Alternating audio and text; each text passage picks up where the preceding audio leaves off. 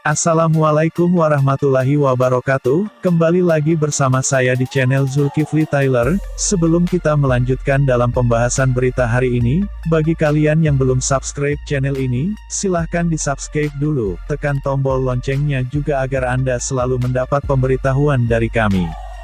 Komen di bawahnya juga agar kami lebih semangat untuk mengupload video-video terbarunya.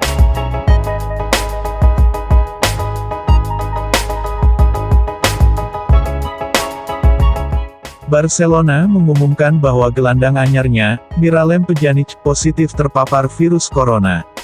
Pemain 30 tahun itu pun tak bisa merapat ke Barcelona selama 2 pekan ke depan.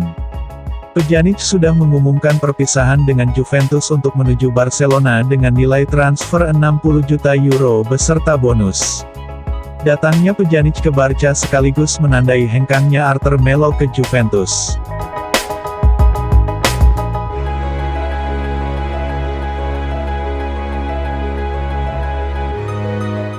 Gelandang 23 tahun itu dilepas dengan harga 72 juta euro, plus 10 juta euro dalam bentuk bonus-bonus.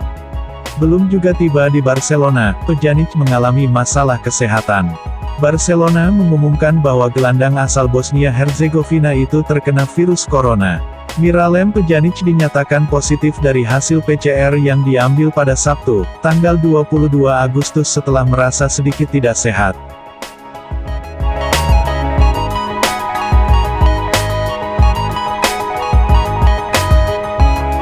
Pemain dalam kondisi sehat dan mengisolasi diri di rumah, tulis keterangan Barcelona di situs resmi klub.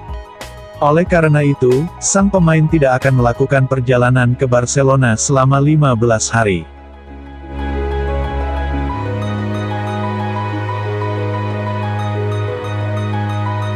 Pjanic, lewat unggahan di media sosial, diketahui menjalani liburan di Porto Cervo, Italia, setelah Juventus tersingkir dari Liga Champions. Sejauh ini belum diketahui apakah anak dan istrinya juga terpapar COVID-19.